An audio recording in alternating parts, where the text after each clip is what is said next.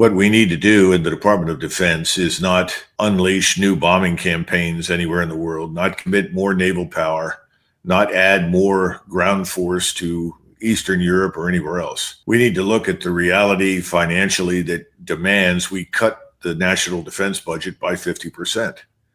And what are we talking about now? We had Hegseth that sent out a silly tweet, oh, we're going to have $1 trillion. Well, good luck with that, because where we're headed, I don't think that has any chance of happening. And people inside the Washington bubble are delusional. They don't seem to understand just how fragile our economy is. We've seen $8 trillion of wealth destroyed since President Trump took office. Again, what should have happened to begin with? He should have said, we're going to have to retrench. We're going to have to shed these commitments overseas. We have to focus our attention here at home.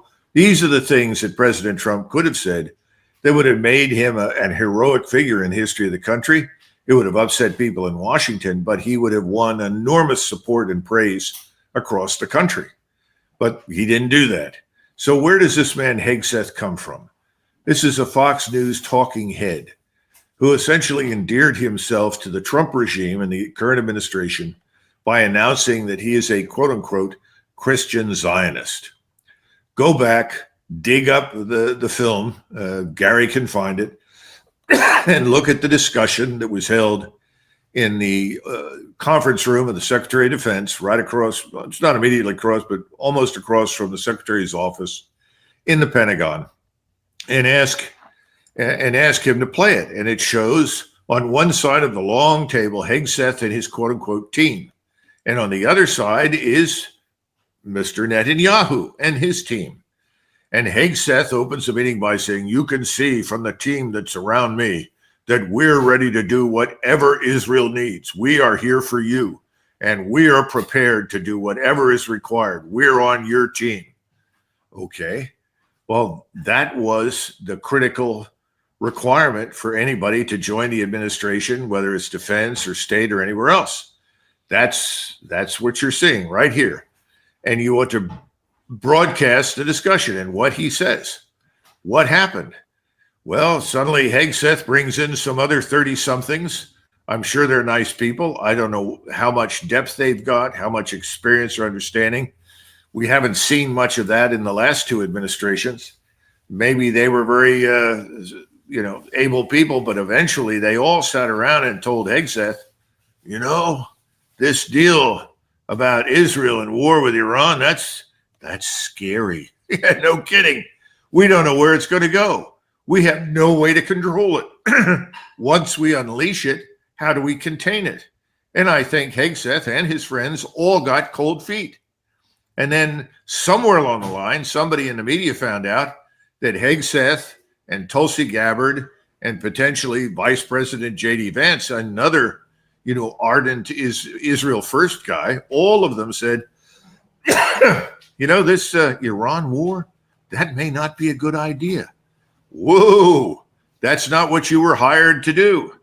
Hegseth was hired to say, yes, sir, we're ready to go. We're all loaded. Give us the word. That's what he was hired to do.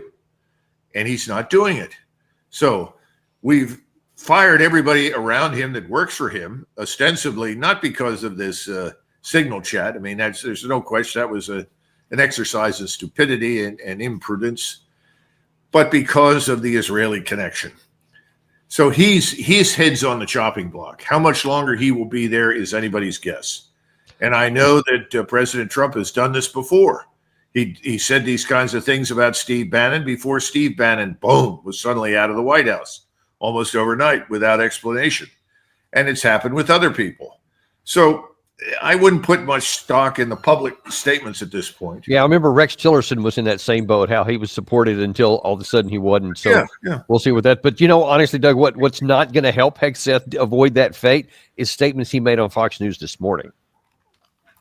You remember when this all started, the first go-around, because this is the second go-around, right? They peddle old stuff, they kick it back up.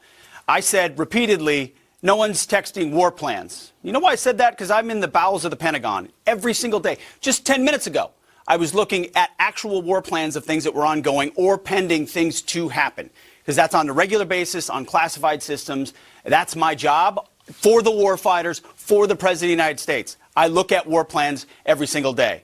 What was shared over Signal, then and now, however you characterize it, was informal, unclassified coordinations for media coordination and other things. That's what I've said from the beginning. Oh, man. And Gary, if you could put that full screen up there, this is what was for media coordination, unclass and informal.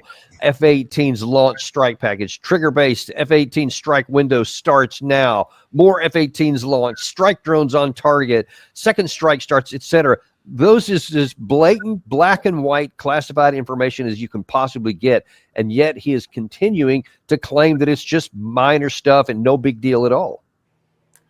On more than one occasion, President Trump has told people, whatever you do, don't hire anyone who is smarter than you. President Trump is being successful. And Hegseth is clearly not very smart. And that may be part of the problem. The notion that this sort of thing would be treated in a cavalier fashion is frightening. I remember when Deputy Secretary of Defense Deutsch was removed because he brought a classified information on his laptop computer home to his residence, ostensibly to work. And when that was finally discovered, even though he was a card-carrying insider with the Clinton crowd, he was removed. He was fired. There's no question about, is this right or wrong, and should any action be taken? Obviously. But I think that, we have to understand that President Trump's selection reflects this view. Don't hire somebody who's going to second guess you. Don't hire someone who comes in with any imagination and offers alternative viewpoints. He just wanted somebody to go over there and do what he was told. And when the time came to launch the war against Iran. Now, people are saying, well, President Trump doesn't want the war. I believe that. The problem is he's not doing anything to stop it. And there is no evidence at this point, and I hope I'm wrong, but there's no evidence that what comes out of the discussion on Saturday between the Iranians and us will necessarily lead to an agreement. And what people fail to understand is if you're sitting in Iran, you're listening to what sounds like a throwback to the JCPOA, only this time with a very laser-like focus on, quote unquote, the nuclear weapon. You ask, where's the evidence that anybody in Washington can be trusted? Where's the evidence that some other president, or even this president in another few months or in another year, may decide to throw this overboard? Again, you're back to the problem that the Russians have with us. The Chinese have it with us right now economically, and have said so in a very straightforward manner to President Trump. Everyone is interested in stability.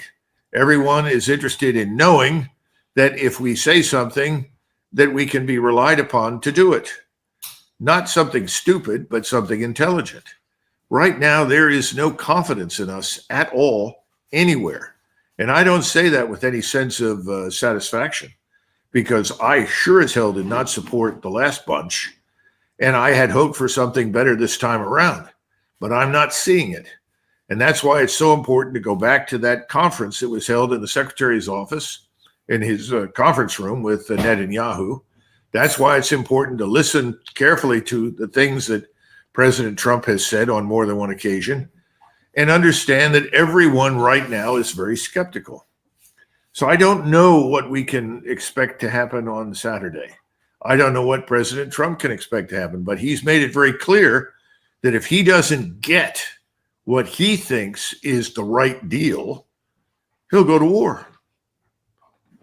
Well, I'm going to show just one more element here that is going to further erode that level of potential for trust, because I think that there is a people are watching this for more than just the evidence that's at play with the signal gate stuff and all that and the firing of these people, because it gets to the character and the nature.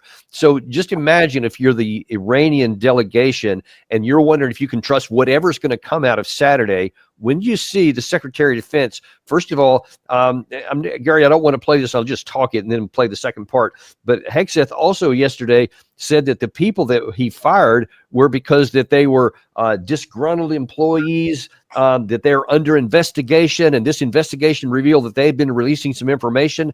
But then on Tucker Carlson, Dan Caldwell, who, by the way, was in that clip that Gary showed a second ago on that February the 5th deal with Netanyahu, he was in the room with that as a trusted aide of Hegseth. Now here's how Hegseth treated him, and what he claimed was he was fired for cause. So I just want to be totally direct with you. Did you leak classified information against the wishes of your superiors to media outlets? Absolutely not. Did you photograph classified material and then text pictures of that material to an NBC News reporter? Absolutely not, and I have not spoken to an NBC reporter while at the Pentagon. Do you know what you've been accused of? No, I don't. Sitting here right now, myself and Darren Selnick and Colin Carroll, the other two individuals that were escorted out of the Pentagon, initially placed on leave and then fired on Friday, we have not been told as of this recording, one, is there what we were being investigated for? Two, is there still an investigation? And three, was there even a real investigation? Because there's a lot of evidence that there is not a real investigation. But we can know some things just by the details. So here are a couple. Have you been polygraphed? No. I've never been hooked up to a polygraph machine since I've been in the Department of Defense. Okay. Have you given up your private communications devices, your private phone, your phone? No. To anybody? No. Okay. So that raises the obvious question. I'm trying not to use the F word here because the lying is just driving me insane. You're being accused of leaking classified information, but the people accusing you would have no way of knowing whether you did that or not because they haven't polygraphed you or taken your devices, your private devices, correct? I mean, there are... You can't even make the allegation because there's no conceivable way you could prove that. There's... So you see, Hegseth in front of God and country is saying these guys were under investigation. It proved this and that, and we took this action. And then yet you didn't even take his phone. So how can we believe anything that Hegseth says going forward, especially something about war and peace? Well, the sad part is that Hegseth has decided that he wants to stay and is going to fight desperately to keep the job. I think that's very clear. There doesn't seem to be any sense of loyalty to any of these subordinates that came in with him. He's loyal to his own survival. Yeah. He is no less at risk of being removed than the people that he's already sent on their way for ostensibly making similar comments about perhaps the war with Israel or war with Iran is not a good idea. And later on, Dan Caldwell, in that interview, makes it clear. He says, I think this is simply because there's a bipartisan consensus on the Hill that they want a war with Iran on behalf of Israel. And I said, no, that's not a good idea. And so I and others who have, essentially said something similar have been removed. That's all. And now that's not to downplay the seriousness of, these stupid actions on Signal or anywhere else. I mean, that's just childish nonsense. And I remember when I was the director of the Joint Operations Center at the beginning of the Kosovo Air Campaign, somebody, I think from the Wall Street Journal or the New York Times or something, I can't remember the man's name, called me and said, well, what's in the first strike package? I said, what? I'm not going to tell you that. What kind of nonsense is this? Don't call again. Click, and I hung up. You're always going to have people in the media who could care less about the United States, its security, don't give a damn about soldiers, sailors, airmen, or Marines. They want a story, and they'll do anything they can to get it. Now, I believe Caldwell. I don't think he had anything to do with that. Now, has anybody else in the building? Who knows? There's always someone somewhere that will talk. But the problem is it's hard to make a story work unless you can get it from near the top. And Yeah. so that's the problem. Yeah, but I let think me- in this case, it's just the Israel connection. That's all. And I know I want to ask that question here because there's an uncomfortable question that needs to be addressed. Now, you're not on the inside, so you're not going to know anything, but I'm guessing that you can give an educated guess as to this. You mentioned loyalty. So Dan Caldwell had been with Hegseth and had been associated with him for quite a number of years. I think 7 or 8 or 9, maybe even a decade. And so he was brought in there. He was a trusted aide. He was loyal to the administration. He was loyal to the country. He was loyal to Hegseth. Hegseth then threw him under the bus. Whatever was going on, if it was really about the Iran situation, the question is, who has the heft to convince Hegseth to get rid of one of his most senior and trusted aides? It wasn't the president, apparently. I don't think Trump would have even cared about that kind of stuff. But who outside of the Secretary of Defense, the number 2 guy in the chain of command, to compel him to get rid of somebody he himself brought in? Well, now you're asking the question of who or of whom behind the curtain is running the show. That's why I said it's an uncomfortable question, but one that needs to be addressed. But you've got to look at the people that ran the personnel selection system. And the last time I looked, when they put together the names of people that were being selected to hold key posts, certainly Mr. Lutnick was one of the key players. In fact, I remember him giving an interview in which he told everyone that no one knows more about personnel selection than I do, and then boasted how he had hired 1,500 or 1,000 or more people in the aftermath of 9/11. And, so he's got this under control. Then the interviewing reporter said, well, is anybody advising you? And he said, well, I'm getting a lot of help from Jared Kushner. So I think you start there. Who are the people that had a hand in selecting these people and putting them where they were? Now, if we go back to Hegseth, frankly, under the circumstances, and again, I don't know what Hegseth really thinks. He's obviously put a lot of distance between himself and the people on his staff who urged caution with regard to attacking Iran. So, I mean, he's put a lot of distance there. Is this something that he thought about carefully and was inclined to agree with them? Suddenly discovered, well, the people that put me here say I'm not going to be here long if that's my position. And so did he decide then to rid himself of these troublesome people that had made the mistake of urging caution or inaction regarding Iran? We don't know. If he in fact took the position that Mr. President, I'm uncomfortable with the current plans for an attack on Iran. If that's something that he took, then he should resign.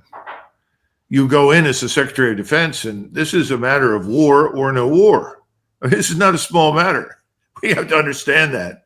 We're not talking, James Webb, when he was Secretary of the Navy, went in and told President Reagan, he'd done this a few times, and he said, well, we're not going to have I promised 550 ships. We're not going to have that many, so I have to resign because I'm not fulfilling that pledge. He'd be in a lot of trouble. And so Weinberger told me, they said, good, go away. You're out. That's not what we're talking about. We're talking about war or no war. This is very serious stuff. So is Hegseth telling us that he's on board 100% with war against Iran and always has been? And all of these people that he brought in with him, who had the temerity to suggest that perhaps that's not a good idea, he had to grudgingly remove? Is that what happened? Or are we now dealing with someone who desperately wants to stay in the job, will say anything and do anything to keep it? I can't pass judgment on it. I don't know. I think President Trump, he needs to think this one through very carefully. But I don't think he will. I think what he said is what you heard. But he should be very concerned about who's running the Department of Defense. In just the last few minutes that we have on here, I think that the chances are pretty high that Trump is going to pull the string on Hegseth and replace him. I honestly just can't imagine this going on, because there's too much collateral damage for Trump himself. In the event that happens, is there anybody, like 2 or 3 guys even, that you can see anywhere on the horizon that could pass muster through this personnel process that could be a decent alternative?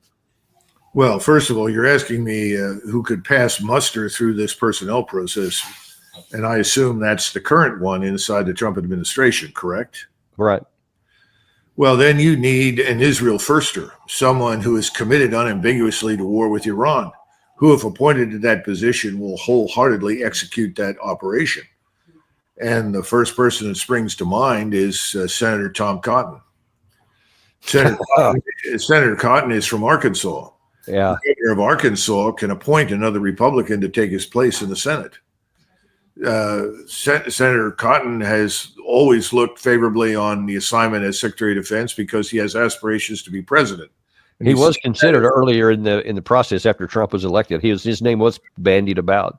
Now, the only danger, of course, from the standpoint of President Trump is that he may think this man's smarter than he is. I don't know. But he certainly is absolutely 100% in support of Israel, the Israel first approach and agenda, and war with Iran. So if that's what President Trump is promised to do, and that's what he believes should be done, then that's somebody I would expect to see show up. And again, remember, Dan Caldwell talked about the bipartisan consensus on the Hill that supports war with Iran. So I would imagine under those circumstances, he would be as easily appointed as Secretary of Defense as Rubio was as Secretary of State. They're very much the same. Well, that's the most scary prospect that I've ever heard. In that case, maybe we do need to keep Hegseth. He's not quite as on board as because I actually will show this afternoon again a recent comment by Cotton on that very topic, and he is a war luster. You can't even say a warmonger. He's a war luster for Iran specifically. So that would be a really bad thing for the United States and the possibility of having peace anywhere. But we'll have to wait and see. That's just all speculation on my part right now. Who knows whether Hegseth is going to keep his job or not, or what happens next. But we really appreciate you coming on like always and giving us this great insights. Okay. Thanks, Dan. And appreciate you guys too. And as I mentioned there this afternoon, we're going to have Dan DePetris, one of my fellows at Defense Priority, one of my colleagues there, is going to talk about, is Trump on the brink of war with Iran, this very topic, or is he near a historic peace? Because it seems like there's the possibility for both. We'll see how this issue plays into that. But if you want to get the details on where this is heading, tune in today at 2 p.m. on Daniel Davis Deep Dive.